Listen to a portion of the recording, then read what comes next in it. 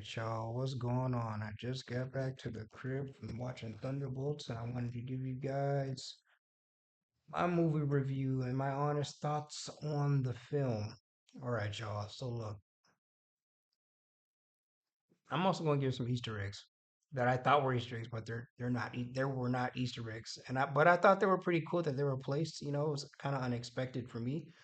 I have no attachment to any of these characters. Um, Sorry about that. Okay, so watching this movie, when it got close to the end, um, I kind of got to the point where I was like, should I stay or should I leave? Because this movie had its moments where it was like, hurry up, hurry up, hurry up. That's kind of how I felt about the movie. When it got closer and closer to the end, it's like, come on, hurry up. Um, Now I did like a couple of the actors. Bucky Barnes, I always like Bucky Barnes. Commissioner Greg, Gary, whatever his name is, with the black guy. I think his name is Wendell Pierce. I actually liked his acting. He actually did a good job. I would like to see more work from him. Um, the fight scenes. The fight scenes were okay. I definitely liked the uh, what's his name, Bob, when Bob fought all the Thunderbolts. I love that scene. I also like that how the CGI actually made whoever did the CGI or the costume design, they actually made Bob look bigger than he actually was. So I actually did like that. That was actually the best part of the whole movie was that particular scene when Bob had his gold suit on. That was fire. Spoiler alert, sorry. Um Now for the Easter eggs that are not Easter eggs, but I thought were Easter eggs. Um, there was a scene where Elena went to her father's house, and there's a picture of a Harley Davidson on the wall.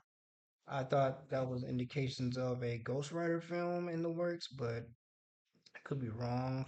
There was also another indicator that I thought a Blade film was still in the works, where Elena went to that hideout and she picked up the paperwork, and there were symbols on this paperwork that had indications that I thought of Blade, right?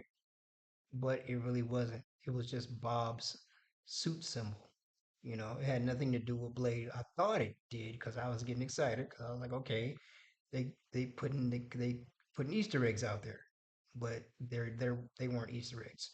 There was another scene where Bob was getting shot by all of the military guys, and when Bob got back up, his eyes turned green, and I thought he was finna turn into the Hulk, but he did not turn into the Hulk. I got a little excited because I was like, okay, there's something different about this film. They're throwing Easter eggs in the film, like okay. But like I said before, I was disappointed. It was not a Hulk Easter egg. I thought it was, but as you can see in this particular scene right here, um, but no, none of those Easter eggs are actually true. Um, my overall thoughts on the film, would I go see this film again? Probably not. Was this film needed? Yes and no. When I saw this film, when I left the movie theater, I thought of this film as like it's like Shang-Chi. It's like one of those filler films. It's like one of those filler films. It's like we don't need it, but it's like, yeah, let's put it out anyway and let's see how the crowd reacts to it. But like I said, I have no attachment to any of these characters like that. I don't know their backstories or anything like that, but they're what I saw was pretty much their knockoffs of the Avengers, pretty much just knockoffs. You know, that's pretty much what.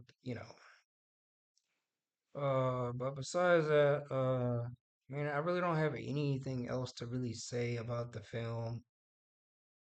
Uh, it did have its moments where it was just like, I could stay, but it's like, I'd rather just leave. So this film is definitely something I would not watch on Netflix. It's like this is not a movie that if I saw on Netflix I would not click on it and watch. But overall, like I said, if you want to go check this film out, you can. But it's just like, eh, I could care less. That's it, y'all. Y'all have a good one. Be good.